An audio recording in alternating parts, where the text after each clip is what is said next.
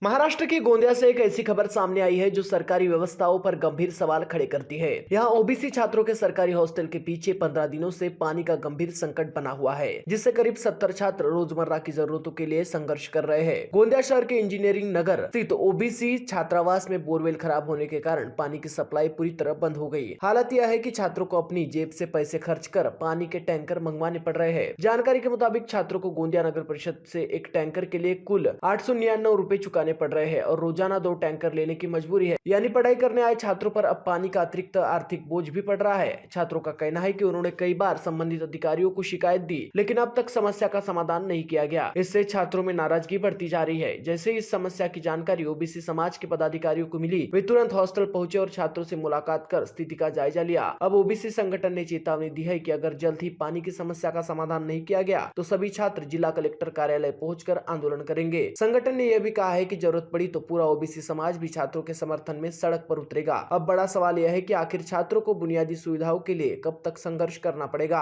और प्रशासन इस समस्या का समाधान कब तक करेगा। महाराष्ट्र 24 के लिए अभिषेक भटनागर, गोंदिया। सर, लगभग 15 दिवस झाले आहेत आमच्या हॉस्टेलमध्ये पाण्याचा एक थेंब सुद्धा नाही।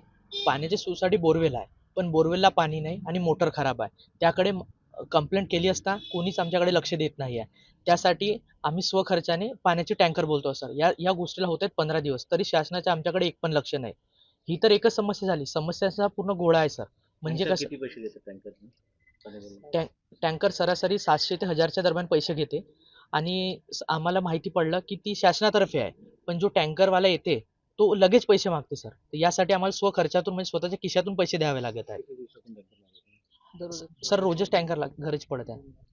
तक्रार म्हणजे वरच्या वरिष्ठ अधिकाऱ्यांकडे केलेली आहे सर, पण याच्यावर आम्हाला एक पण असा उपाय मिळालेला नाही आहे सर। आता आमची म्हणजे सहनशक्ती तर पूर्ण संपलेली आहे, तर आम्ही तो एकच विचार केला आहे, जर आमच्या मागण्या म्हणजे पाण्याची पूर्ण झाली नाही आणि आमच्या वसतिगृहामध्ये जी लायब्ररीची सोय पाहिजे होती वाचनालयाची, ती सुद्धा नाही आहे।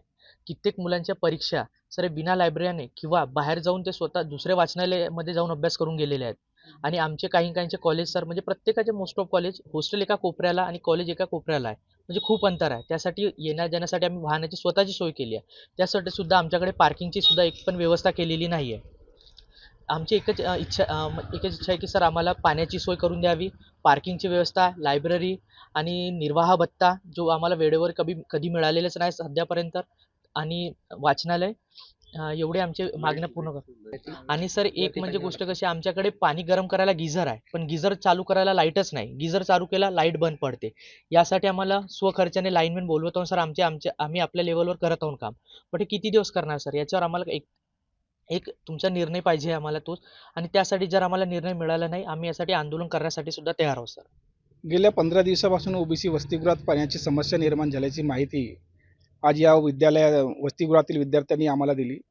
त्यानंतर लगेच आम्ही या वसतिगृहाला आज भेट दिल्यानंतर इथं वास्तविकता बघितली असता टँकरने पाणी पुरवठा झाल्याचे बघावयास मिळाले आहे।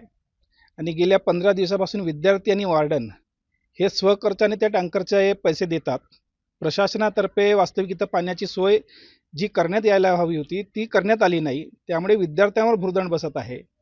आणि नगरपालिकेच्या वतीने जे पाणी पुरवठा करण्यात येत आहे टँकरने, नगरपालिका ज्या कंत्राटदारामार्फत टँकर चालवतो त्या कंत्राटदाराने पैशाची मागणी करणे पाण्याकरता, हा एक विषय महत्त्वाचा इथं समोर आलेला आहे। या विषयाला घेऊन सोमवारला या विद्यार्थ्यांसोबतच आम्ही जिल्हाधिकारी यांच्याकडे जाणार आहोत, कारण की शासकीय वसतिगृह आहे आणि शासकीय वसतिगृहात पाणी पुरवठा करताना पाणी पुरवठा करणाऱ्या टँकर चालकांनी आणि त्या कंत्राटदाराने पैशाची मागणी करणे हे शासकीय धोरणाला धरून योग्य नाही आहे। आणि या मुद्द्याला घेऊन आम्ही जिल्हाधिकारी यांचे लक्ष वेधणार आहोत आणि उर्वरित बाकीच्या समस्या, निर्वाह भत्ता, वसतिगृहाच्या आतील समस्या आहेत, यांच्या वाचनालयाच्या समस्या आहेत, पार्किंगच्या समस्या आहेत, या विषयावर सुद्धा राज्याचे जे मंत्री आहेत अतुल सावे यांच्याकडे आम्ही निवेदन देणार आहोत।